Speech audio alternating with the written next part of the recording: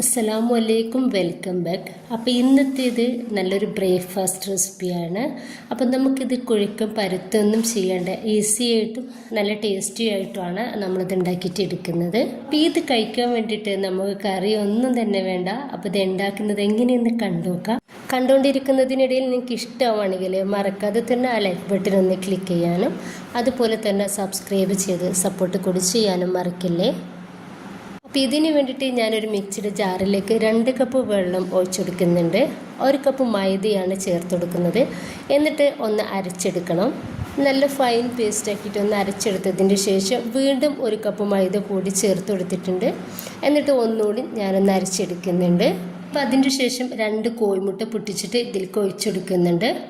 ഒപ്പം തന്നെ 1 table spoon പഞ്ചസാരയും ആവശ്യത്തിന് ഉപ്പും 1 ടീസ്പൂൺ വാനില എസൻസ് കൂടി ഒഴിച്ചെടുത്തിട്ടുണ്ട്. എന്നിട്ട് നന്നായിട്ട് ഒന്നുകൂടി അരച്ചെടുക്കുകയാണ്. അപ്പോൾ പഞ്ചസാര ചേർക്കുന്നത് നമ്മുടെ ഒരു ബ്രേക്ക്ഫാസ്റ്റ് റെഡിയാക്കി എടുക്കുന്ന സമയത്ത് നല്ലൊരു കളർ ഉണ്ടാവും. അതുപോലെ തന്നെ വാനില എസൻസ് ചേർക്കുന്നത് നല്ലൊരു ടേസ്റ്റിന് വേണ്ടിയിട്ടാണ്. അപ്പോൾ വാനില എസൻസ് ഉണ്ടെങ്കിൽ ചേർത്ത് കൊടുക്കുക.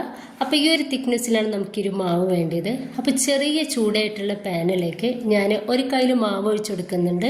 അപ്പോൾ പാന് ഏറ്റവും ചെറിയ ചൂടിൽ വേണം നമ്മൾ മാവ് ഒഴിച്ചു കൊടുക്കാൻ വേണ്ടിയിട്ട്. നല്ല ചൂടുണ്ടെങ്കിൽ ഇത് ദോശ പോലെയാണ് ആവുക.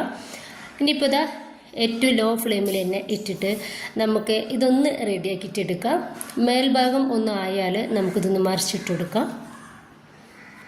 അപ്പോൾ സൈഡിൽ നിന്നും ഇതുപോലെ വിട്ട് വരുന്ന ആ ഒരു ടൈമിൽ നമുക്ക് ഇതൊന്ന് മറിച്ചിട്ടെടുക്കാം.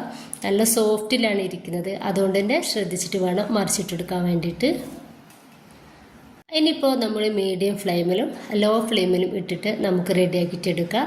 നമ്മൾ മാവ് ഒഴിച്ചെടുക്കുന്ന സമയത്ത് നമ്മുടെ ഒരു പാനിന് ചെറിയ ചൂട് മാത്രമേ പാടുള്ളൂ. ആ ഒരു സമയത്ത് നമ്മുടെ തീ ഏറ്റവും ലോയിലേക്ക് ഇട്ടെടുത്തിട്ട് ഒഴിച്ചെടുത്താൽ മതി.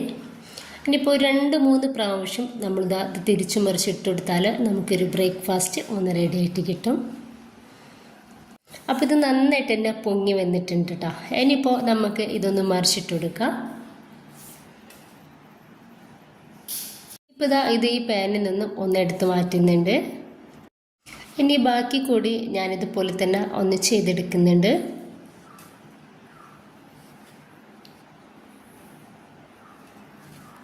അപ്പോൾ മുഴുവനായിട്ട് തന്നെ ഞാൻ ഇതുപോലെ ഒന്ന് റെഡിയാക്കിയിട്ട് എടുത്തിട്ടുണ്ട്. അപ്പോൾ നമ്മുടെ ഒരു ബ്രേക്ക്ഫാസ്റ്റ് ഭയങ്കര സോഫ്റ്റും നല്ല ടേസ്റ്റുമാണ്. നമുക്ക് കറികളൊന്നും ആവശ്യം തന്നെ ഇല്ല ഇത് കഴിക്കാൻ വേണ്ടിയിട്ട്.